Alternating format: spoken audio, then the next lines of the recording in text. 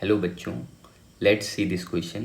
The question says in Young's double slit experiment, the separation d between the slit is 2 mm and the wavelength lambda of light is used in 5896 angstrom and distance d between the screen and slit is 100 centimeter.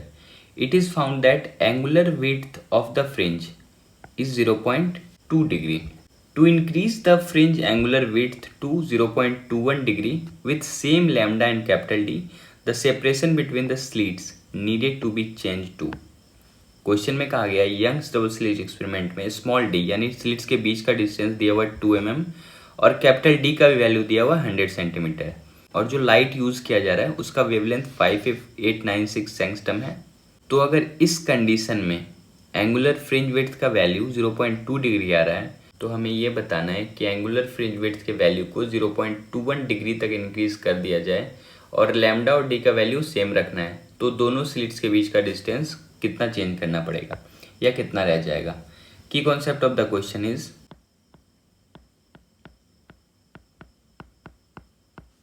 Angular fringe width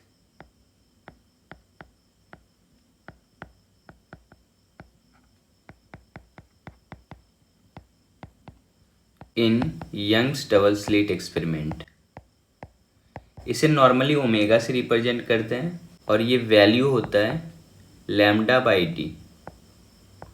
ये actual में fringe width से निकल के आता है। Fringe width का value lambda capital D by small D होता है और वहाँ से कैपिटल डी से आप डिवाइड करते हो तो ये एंगुलर फ्रिंज विड्थ आ जाता है। तो इसकी कॉन्सेप्ट की हेल्प से हम लोग इस क्वेश्चन को सॉल्व करेंगे। तो क्वेश्चन में दोनों कंडीशन के लिए फ्रिंज विड्थ दिया हुआ है। फर्स्ट कंडीशन के लिए फ्रिंज विड्थ अगर ओमेगा 1 बोले तो ये 0.20 डिग्री दिया हुआ है और सेकंड कंडीशन के लिए अगर ओमेगा 2 बोले तो ये 0.21 डिग्री दिया हुआ है। अगर फर्स्ट कंडीशन के लिए देखें तो ये 0.20 ये लैम्डा बाई डी के बराबर होगा तो लैम्डा बाई स्मॉल डी। तो इसे आप इक्वेशन नंबर फर्स्ट मान लो। एंड सेकंड कंडीशन में देखें तो इसे D1 आप बोल दो, लैम्डा दोनों में सेम रखना है। सेकंड कंडीशन में ओमेगा 2 अगर ले तो ये 0.21 डिग्री हो जा रहा है angular fringe width equal to lambda same रखना है लैम्डा बाई D2। ये इक्वेशन नंबर सेकंड हो गया, पहला वाला फर्स्ट था। अब हमारा काम इक्वेशन फर्स्ट को डिवाइड कर देना सेकंड से। तो यहाँ से आप 0.20 अगर दोनों का LHS डिवाइड करें और यहाँ पे 0.21 इक्वल टू यहाँ पे लैम्डा बाई D1 और इंटू लैम्डा बाई D2। तो D1 तो क्वेश्चन में दिया हुआ है, ये आप देखो 2 mm दिया हुआ है। D1 का वैल्यू 2 mm है। तो यहाँ से आप बोल सकते हो ये 0.20 आप ऐसे ही रहने दो। अगर दोनों पॉइंट कट भी करो तो आप इसे 20/21 बोल सकते हो इक्वल टू यहाँ पे देखो लैम्डा लैम्डा कैंसिल आउट हो जाएगा। D2 आपको निकालना है और D1 का वैल्यू क्वेश्चन में दिया हुआ है 2 mm तो आप इसे 2 mm ही रहने दो, mm में ही।